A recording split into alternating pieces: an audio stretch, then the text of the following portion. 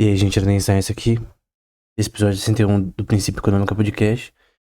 E novamente a gente vai falar sobre o Buffett e o Munger. Eu vou continuar essa série. Eu tô ainda na conferência de 1997. Eu vou falar da conferência de 1996, lembrando que vai até 2025, que são as conferências anuais da Berkshire Hathaway, que é uma empresa no mercado de seguros, no geral, mas também faz vários tipos de investimentos, aquisições de empresas de algumas áreas. E o Buffett e o Munger são talvez os maiores pioneiros, depois do Benjamin Graham, sobre Value Invest, né? Que é uma visão de longo prazo. Como você viu no título, eu vou falar das 13 regras que eles citam no Annual Report, que é o reporte anual de 1996. Só que também eu anotei algumas coisas do reporte anterior, de 95, de 96, que eu vou falar posteriormente, né? Mas primeiro eu vou falar sobre essas 13 regras, né? Essas 13 regras, elas estão no link que tá na descrição, que é literalmente no site da empresa, né? Tem uns reportes lá tudo certinho, tanto anuais quanto quarterly, que é tipo, acho que semestre, ou bimestre. Então basicamente essa é a lógica aqui. Bom, qual que é o primeiro ponto, né? Primeiro que a empresa deles é uma empresa que adquire várias. Nesse ano, que é 1996, ou 97, eles adquirem a Geico, Geico, que é basicamente uma empresa de seguros para carros. Eles já estão no meio de seguros há muito tempo, né?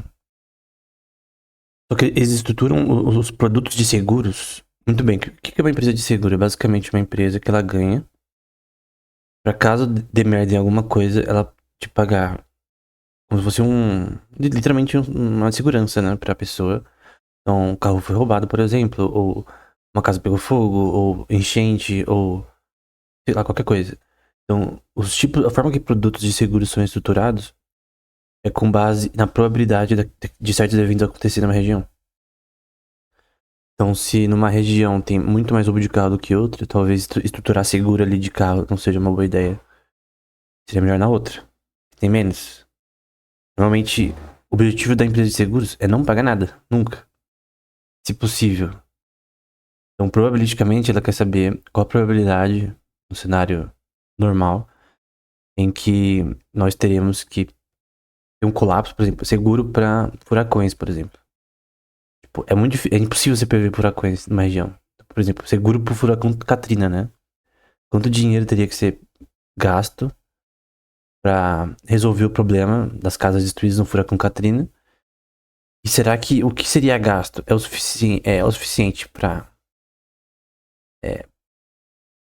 ser menos do que o que você ganhou no processo até o furacão acontecer?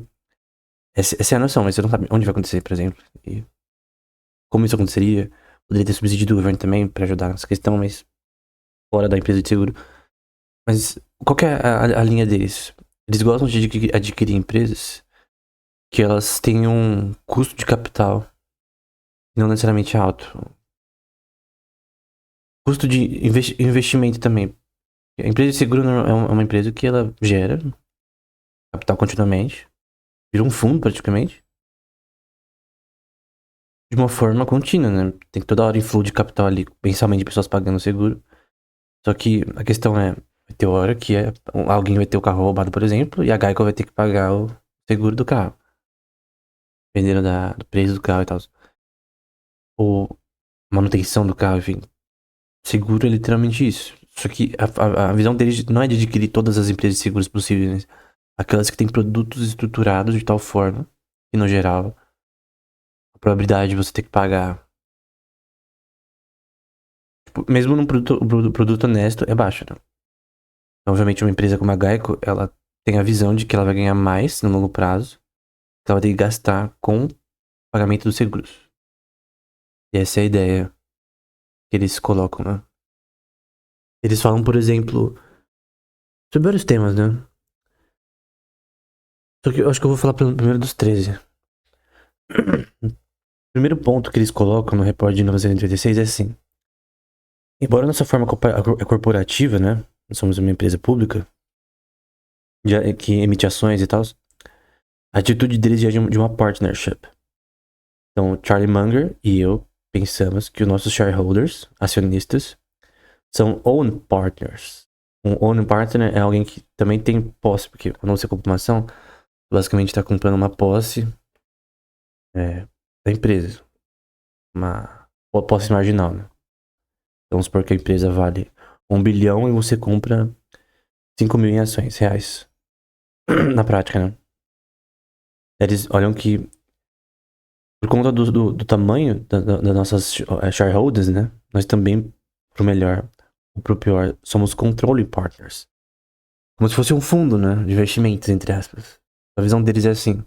Obviamente, somos uma empresa, focamos mais no setor de seguros e também alocamos capital em diversos tipos de investimentos. Eles têm um portfólio de investimentos, porque eles são uma seguradora. Funciona como um fundo.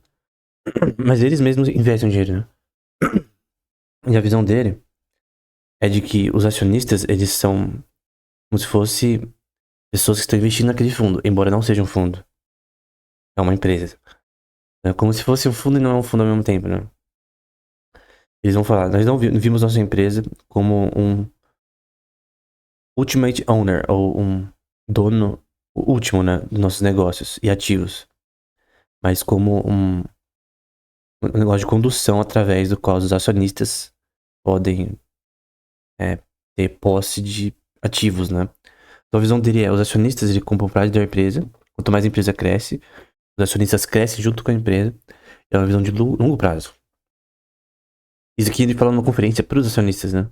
Então a visão dele é uma visão de longo prazo, é uma visão de crescimento através de adquirir empresas que sejam boas, que tenham um fluxo de caixa futuro bom, tenham um intrinsic value, que eu já vou falar posteriormente, que cresce ao longo do tempo. E a visão deles também é de que, no geral, não... É tipo, quando eles compram uma empresa, eles querem ter pra sempre a empresa. Como a própria Geico até hoje tá lá com eles. Ou a Duracell também.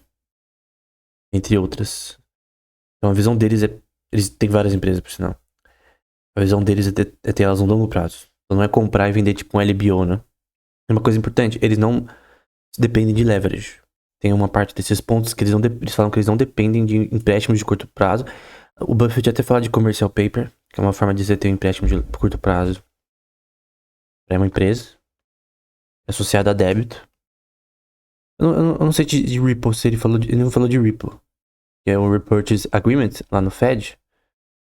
Basicamente também é uma forma de empréstimo de curto prazo, associadas a títulos do governo. Eu acho que esses eles poderiam fazer. Ele fala que ele, no geral, usa o commercial paper. Usou em certos momentos. Mas eles não gostam de leverage com base nisso pra comprar uma empresa, por exemplo. Então, normalmente eles falam, por exemplo, quando eles acumulam muito dinheiro na... Tem uma coisa chamada cash holdings, né? Que é a reserva de dinheiro que uma empresa tem. Toda empresa tem isso. São reservas que eles têm. Eles podem usar essa reserva pra investir na empresa, né? Que é o Capex LL, né? Ele investe lucro líquido na própria empresa, ou de outra forma. Ou pode ficar na reserva. E eles falam que quando tá na reserva, quando a gente tem muito alocado, quer dizer que a gente não teve nenhuma ideia interessante pra comprar uma empresa ou pra fazer um investimento específico, né? Normalmente o fluxo de reservas deles não era necessariamente alto, né? O fluxo na verdade é alto. A quantidade ali fixa não era alta, né? Eles sempre estavam tentando adquirir mais empresas com o mínimo de empréstimos possíveis, né? Então eles não faziam um LBO da vida, que é o leverage buyout, tipo a KKR, né? KKR, no caso, é um fundo privado, né? Fundos privados, normalmente, eles têm essa... De equity, né? Eles têm essa visão de... tem um leverage... Leverage, basicamente, tu pegar empréstimo do banco pra comprar algo. Nesse caso, empresas. Tu usa os seus próprios assets como colateral. Então, essa é a visão deles, né? O segundo ponto, ele vai falar... De linha com a orientação de dono da Berkshire, a maioria dos nossos diretores tem a maior porção do net worth investido na empresa, né? Então, a KKR também é assim, de você ter várias pessoas que trabalham na empresa que têm ações na empresa. O Kravis, né? O Henry Kravis da KKR, que eu falei que é o maior fundo de private equity do mundo, eu creio que até agora é. Ele fala numa entrevista de 1980, mais ou menos, que até a recepcionista tinha ações na empresa, né? Então a visão deles também é assim. Ponto 3. O nosso objetivo econômico de longo prazo é maximizar a taxa anual média da Berkshire de ganho de intrinsic business, que é intrinsic value de business, num valor, numa base per share. Qual que é a visão deles? Eles querem crescer, não só como empresa Berkshire Hathaway, mas como as subsidiárias da empresa. Subsidiárias são empresas que a empresa mãe, que tem as filhas. Tem a empresa mãe, que é a empresa principal. Tipo, por exemplo, tem a Coca-Cola e tem várias subsidiárias. Tem a Meta, antes era o Facebook, né? Tem várias subsidiárias. A Alphabet ou Google tem várias subsidiárias. Por exemplo, a DeepMind é uma subsidiária, uma empresa que foi comprada pela Google, que é uma empresa de inteligência artificial. Da Microsoft também é a OpenAI. OpenAI, na verdade, não. A Microsoft tem bastante ações na OpenAI, mas o grande ponto é esse, né?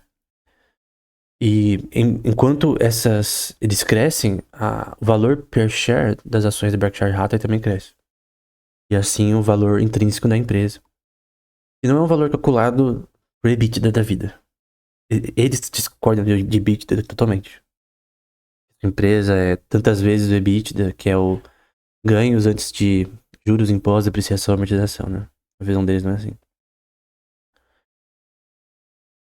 Ponto 4. Nossa preferência seria chegar no objetivo de ter um grupo diversificado de empresas que geram dinheiro, cash, e consistentemente tem retornos acima da média no capital investido.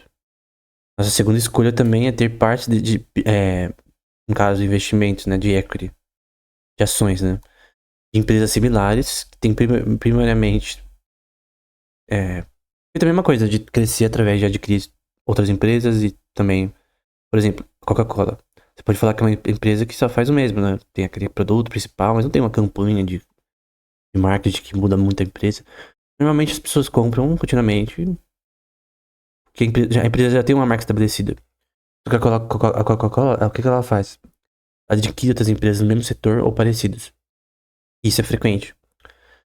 E eles são investidores da Coca-Cola de anos, de décadas. O Munger e o Buffett, né?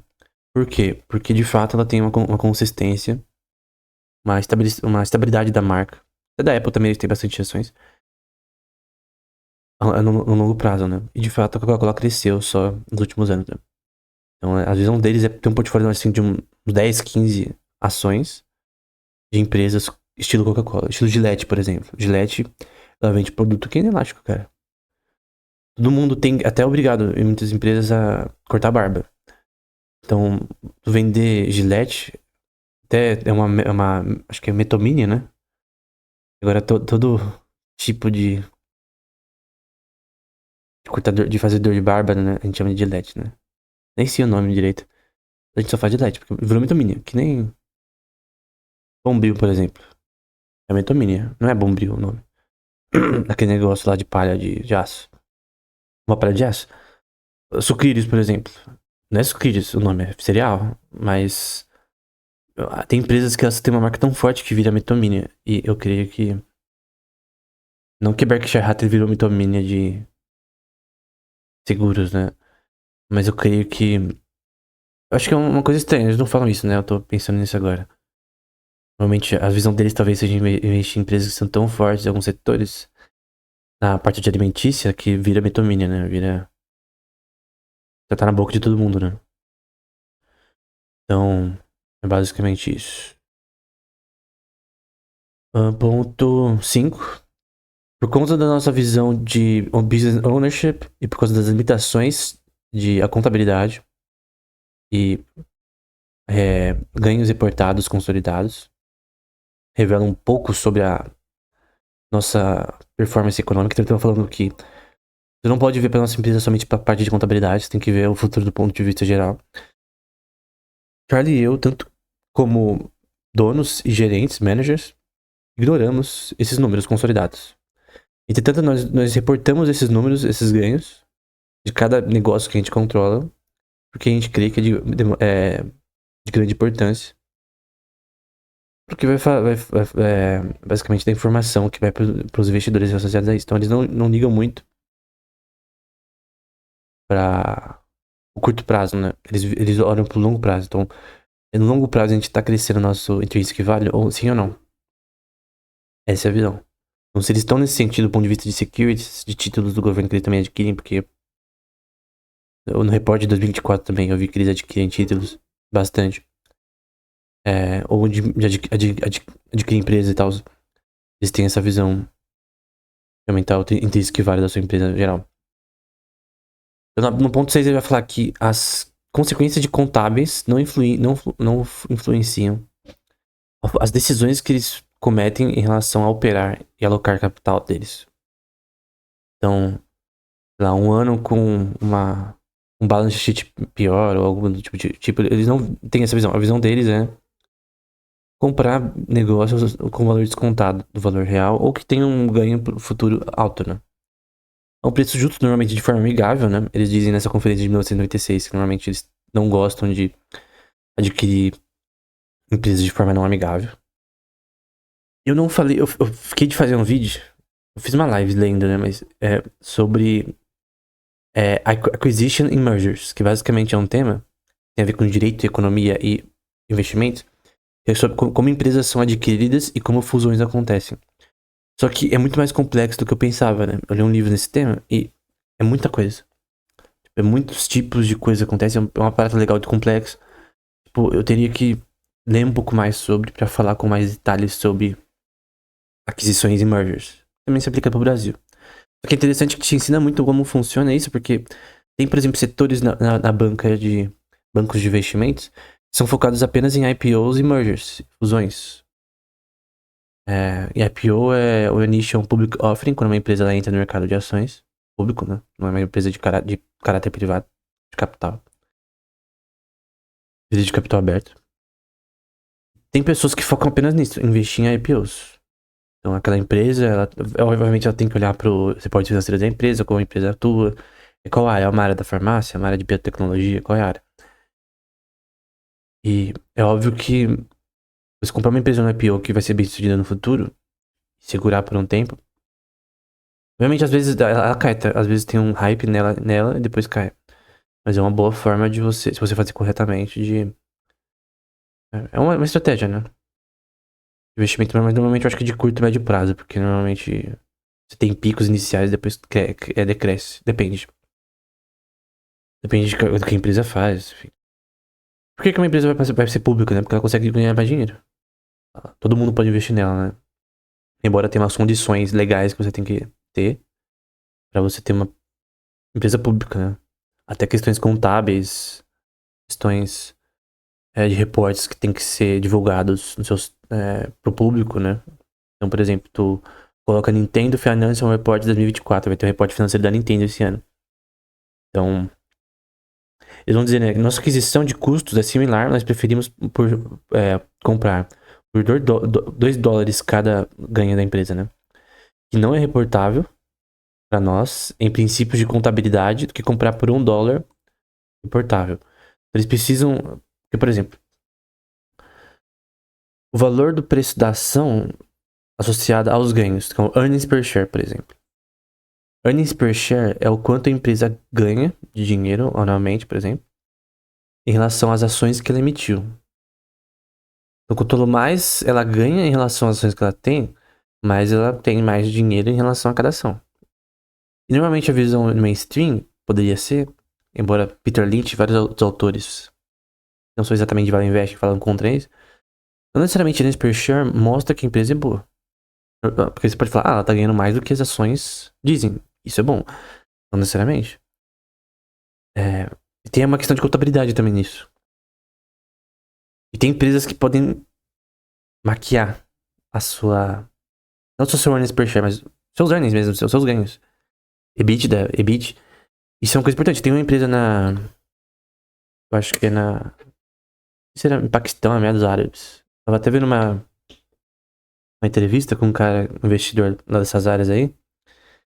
Ele falou, cara, que ele perdeu muito dinheiro, acho que no Banco de Abu Dhabi, sei lá, não lembro exatamente. Inclusive no Instagram, eu acho. Um documentário sobre isso. que era uma empresa que falsificava os seus ganhos anuais. E esse investidor, ele falava, cara, no portfólio que ele tinha do banco que ele tava, acho que era hedge fund, na verdade. Essa empresa era a mais estável e ela estava em todos os portfólios principais. Tão consolidada que ela era em relação aos seus reportes financeiros. Porém, depois vai ser noticiado, tem toda uma crise. O negócio aí tem a ver até com empresas da mídia dos Estados Unidos. Acho que é o Financial Times também que se envolve. Que essa empresa ela falsificava esses dados econômicos. Então ela colocava no papel que ganhava tanto, mas não ganhava na bolsa nenhuma. Empresa falida, na verdade. Era uma empresa estelionatária na vida. Era pública. Uma das empresas exemplos da região ali. E quando isso foi noticiado, caiu que nem louco.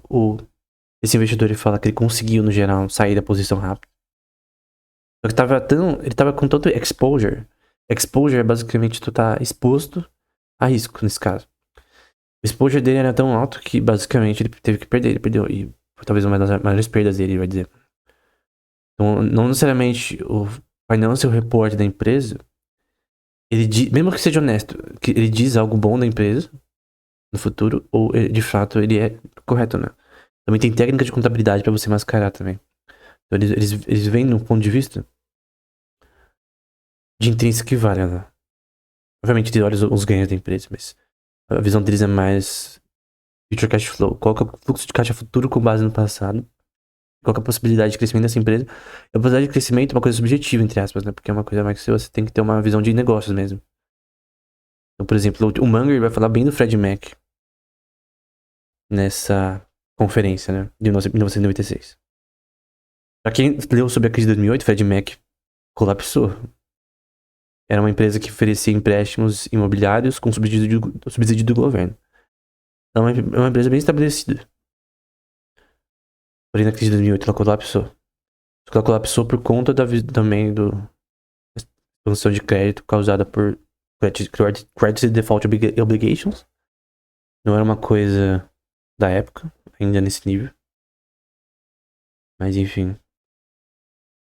Ponto 7. Nós usamos débito aqui e acolá, né? Quando nós tomávamos emprestados. Só que eles vão dizer que nós tentamos uma estrutura de empréstimos numa base long term fixed rate basis. Eu vou traduzir, né?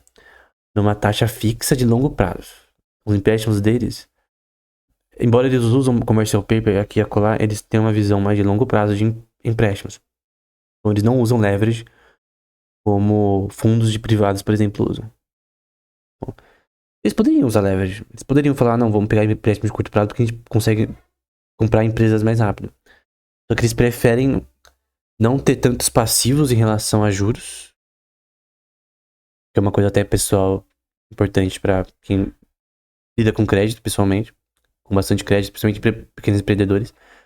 Às vezes é melhor você não pegar um empréstimo e não investir com esse empréstimo que você pegaria do que pegar os juros da dívida. De repente aquele investimento que você fala que não tá certo, enfim. Então, por exemplo, eu vi um programa chamado The Profit, era uma empresa de relógios. Eles não pegaram empréstimo, mas vamos supor que eles tiveram uma ideia de uma nova linha de relógios que era totalmente diferente da que eles faziam anteriormente. E falhou.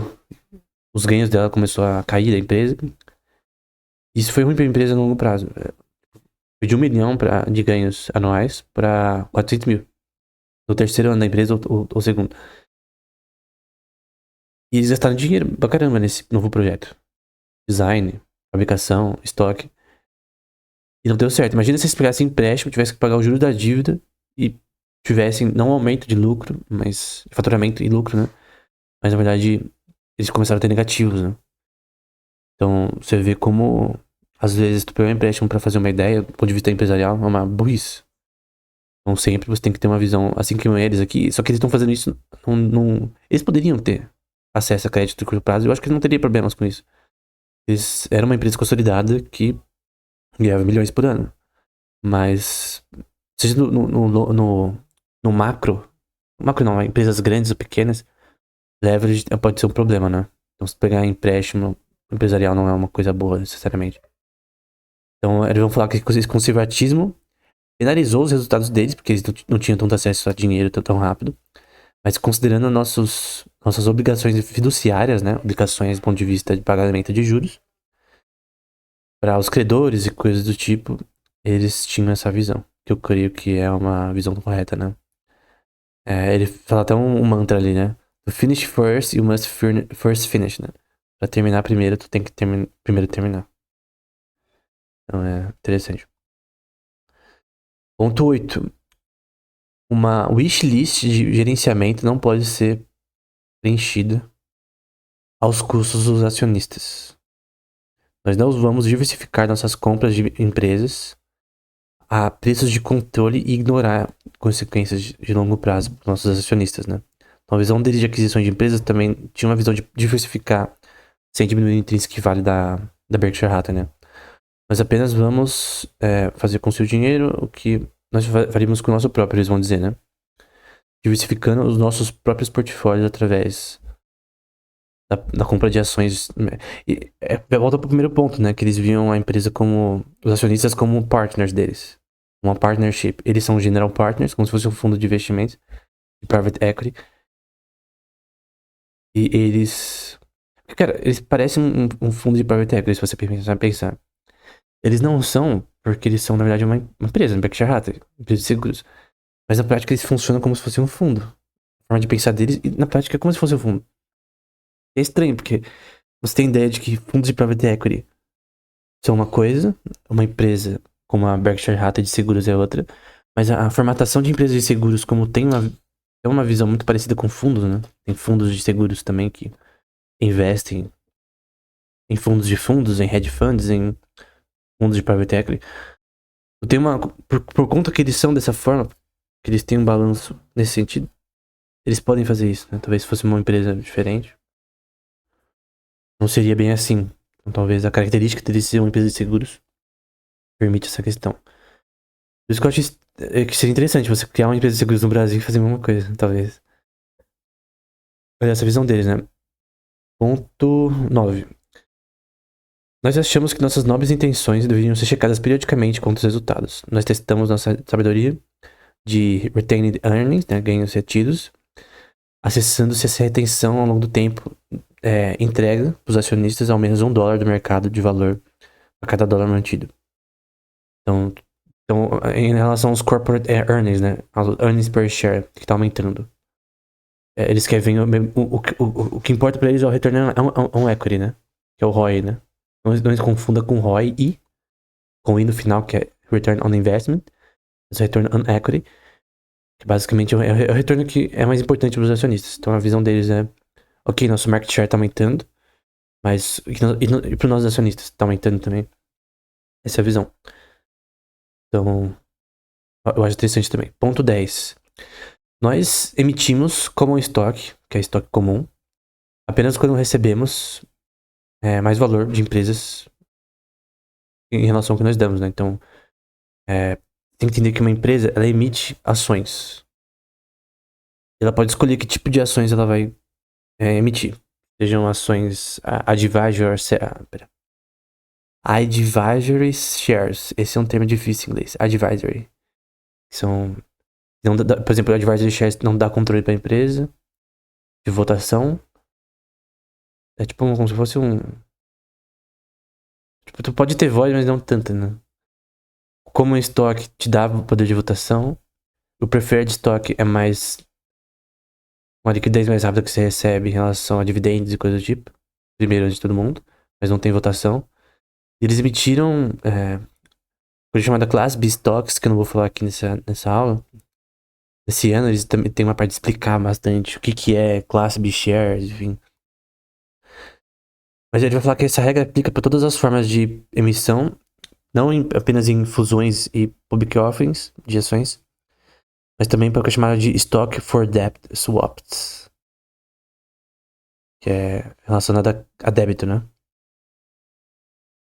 Eu acho que é High Yield Bonds, né? Eu acho que é outro nome para High Yield Bonds. Alguém me corrija se eu estiver errado. Opções, coisas tipo... Opções de ações. Basicamente, custo para a empresa. Eu não vou explicar aqui porquê, mas é basicamente um custo para a empresa. E as convergíveis, né, que tem a chamada de Convertible Securities, que eu falei na parte de, na aula de Security Analysis do Benjamin Graham. Por exemplo, tu pode convergir um tipo de ação, acho que é preferido de estoque também, para common stock. Pode ter essa taxa de conversão. Mas ele vai falar que nós não vamos vender pequenas partes da empresa.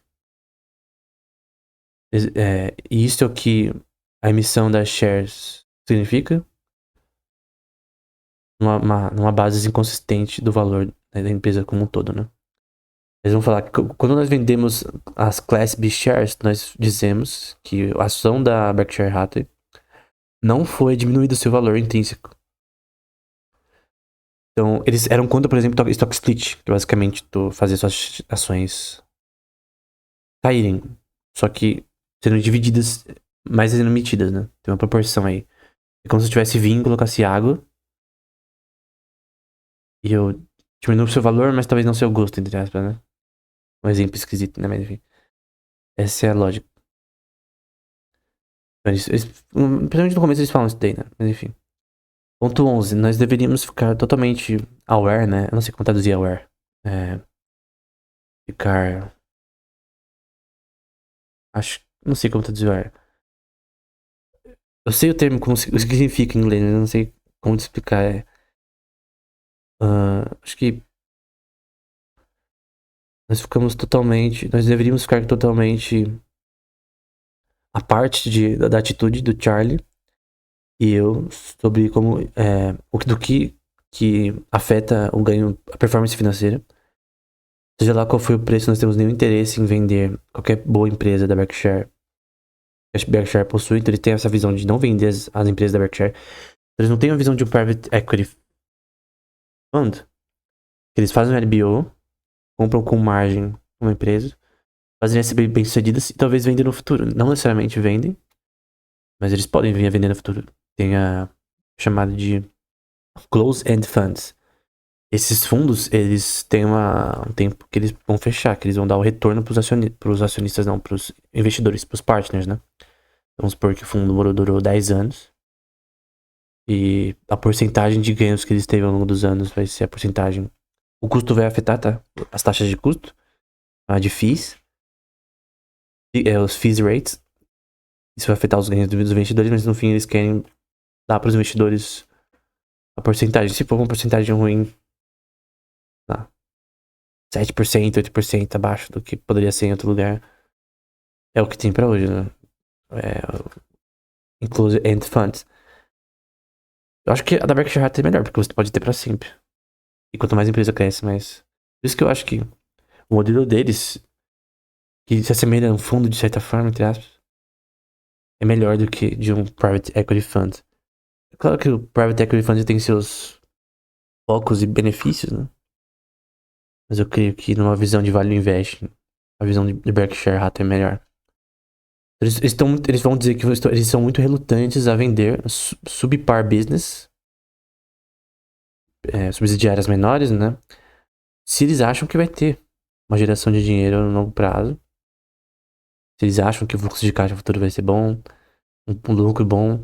Eles, por exemplo, investiam em empresas naquela época de criação de documentos no sentido de enciclopédias e coisas do tipo, que na época, 1990, ainda era usado, né? Com a vida da internet, Google, hoje em dia ChatGPT, tu não precisa de enciclopédia. O Google é a sua enciclopédia, uma enciclopédia interativa ainda. Então, meio que, em longo prazo, isso não teria que ser abandonado, né? Eu acho que foi, né? Eu não sei exatamente. Alguém me diz aí nos comentários, né? Se eles abandonaram essa parte. Ponto 12, nós estamos acabando já. Nós reportaremos a vocês, enfatizando os prós e contras em relação ao valor do negócio. Nosso guia, nossa guideline, é mostrar para vocês os fatos do negócio e que posições a gente quer reverter ou não. Aqui é uma visão também de integridade. Nós devemos isso a vocês, nada mais, nada menos. Entretanto, a empresa, como ela tem maior comunicação, né, por ser conhecida, é inexcusável em relação à acuracidade, balanços, reportes financeiros, coisa do tipo. O CEO que desvia os outros do público pode também fazer isso também em privado, né? Então, a questão da visão deles e da empresa em relação ao público no geral, né? Porque é uma empresa muito conhecida. O Buffett e o Menger era bem conhecido já na época. Enfim. Ponto 13. Ponto final, né? Apesar da nossa policy, nós discutimos as nossas atividades de uma forma marketável, apenas no sentido que é legalmente requerido, né? Então eles não falam, eles vão falar no fim da palestra. Não, eu acho que eu tô de 1997, eles falam sobre isso. Eles não ficam dizendo o que eles vão fazer, no que eles vão investir no futuro. Tem um caráter privado que eles não falam nem pros investidores e até nem pros seus funcionários, né? Por uma questão de vantagem competitiva, né? Então tu vai investir numa certa empresa, tu não vai falar pra todo mundo, ó, vou investir nessa empresa. Ah, eu vou tirar o dinheiro dessa empresa. Ah, não, ó, gente, eu não vou mais adquirir aquela empresa, não deu certo. Enfim,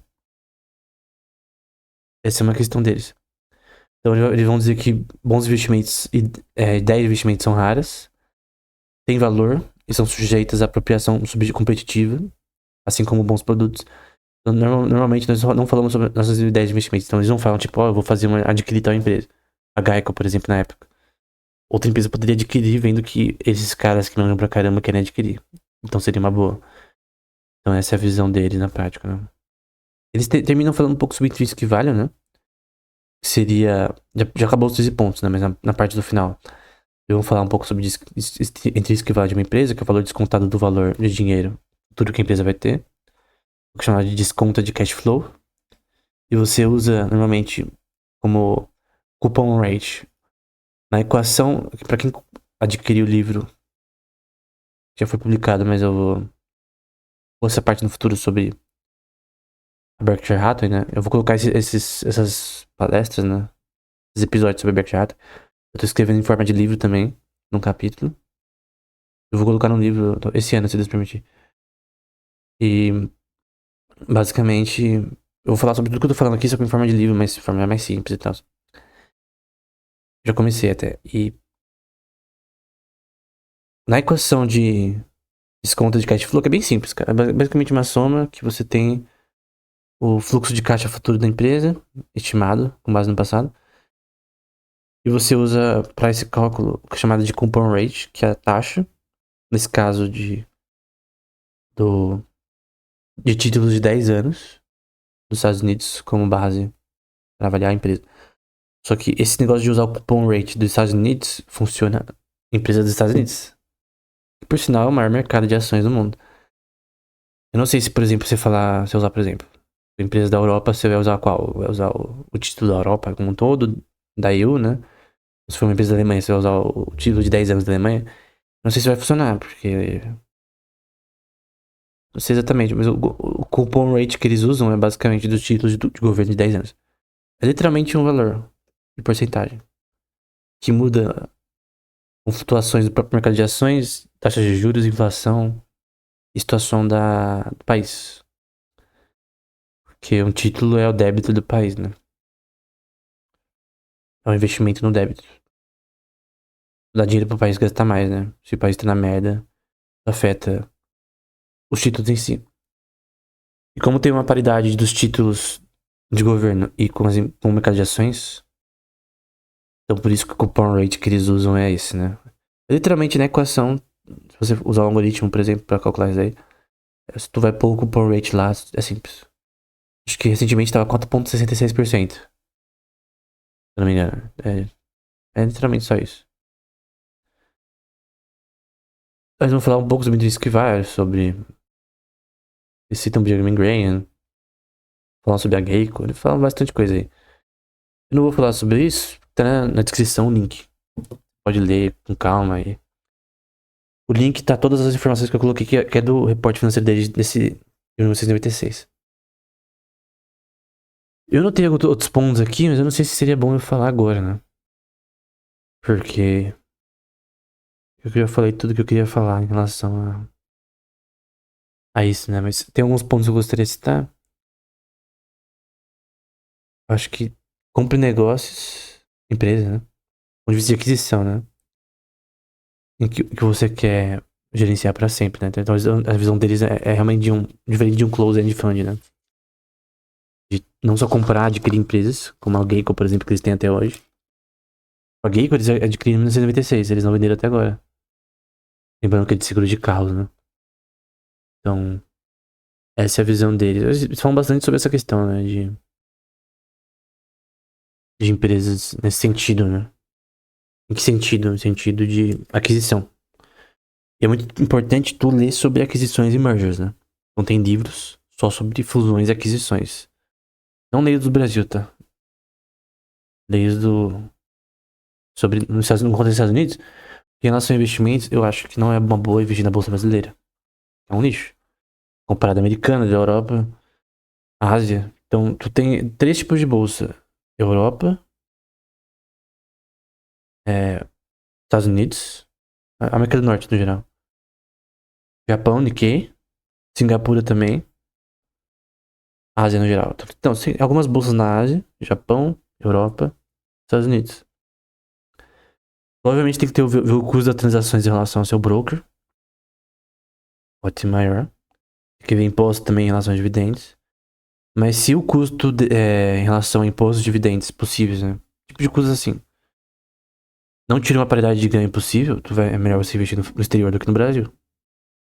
Tem que avaliar o custo, né? Tem mercados aí que cobrem imposto sobre dividendos. Embora no Brasil não seja assim por enquanto. Tem países aí que tem outros tipos de coisas nesse sentido, né? Em questão de custo, o seu broker também pode ter questões de custo em relação às transações que você opera.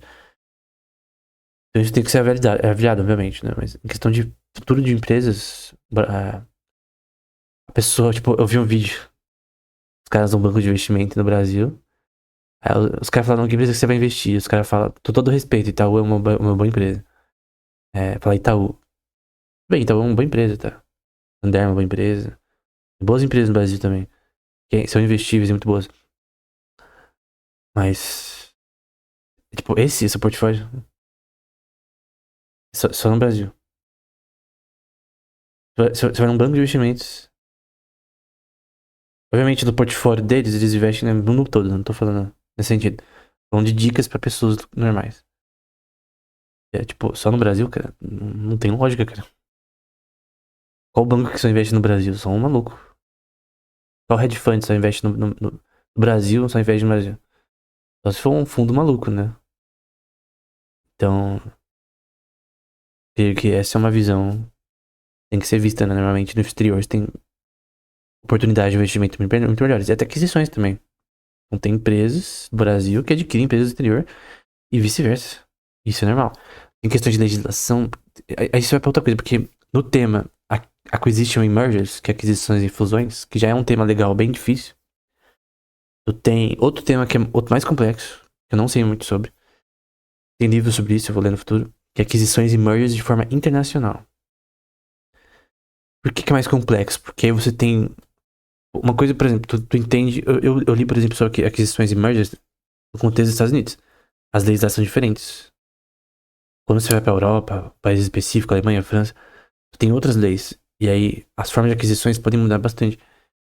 E as formas de aquisições de exterior também mudam bastante. Então tem que saber as leis do seu país e as leis do outro país que está sendo adquirida a empresa. Relações de taxa de câmbio, que podem afetar a visão dos investidores dessa aquisição acontecer. Eles podem acabar, por relações de câmbio, ter um valor intrínseco talvez diminuindo da empresa, enfim, não importa. Tem várias coisas que têm que ser vistas em relação a aquisições internacionais. Isso é um ponto importante. Importante pra empresa, né? Se for uma aquisição ruim e tal. Às vezes tu não tem uma comunicação boa, né? Por exemplo, os caras adquirem empresa sei lá, Japão. O japonês é difícil pra caramba, né? Não tem uma comunicação tão simples, né? Em relação à aquisição ali. Obviamente a língua é língua franca, mas se for uma empresa japonesa, vai ter muita coisa em japonês apenas. Em relação a dados da empresa. Tem empresas que elas colocam reporte em inglês, no geral, as grandes. Mas tem que ver também A Nikkei eu acho que tem essas regras, né? De você ter um reporte em inglês. Mas talvez em outros países não tenham um reporte em inglês. Por exemplo, algumas conferências que eu já vi de um banco no Japão, eu até fiz canal no YouTube sobre. Eu fiz um vídeo no YouTube sobre. Tipo, tinha os reportes em inglês, mas tinha os melhores estavam em japonês. E tinham conferências só em japonês. Então, vamos supor, tu quer investir naquela empresa, tá na Nikkei, quer abortar bastante, só que bastante informação vai estar em japonês. E tu não consegue entender como ela funciona. Ou alguém mais forte, sei lá, um cara de um hedge fund da Europa. Ele vai visitar os caras lá, ele vai ter que falar inglês com eles. E se ele falar japonês, ele vai conseguir saber mais sobre as coisas, ele consegue falar com mais gente.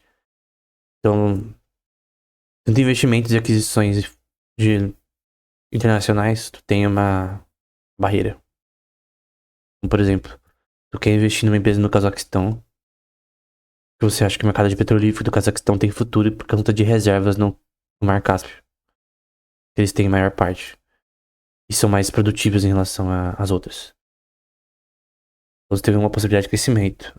Só que. E a língua? Tem uma barreira de língua, tem uma barreira de. Você, tipo, se você ligar pros caras, não vai ser fácil tu falar. Então, essas barreiras também são importantes. Então, por isso que o repertório de alguém depende da sua capacidade de língua, né, também. Então é isso. Até o próximo episódio.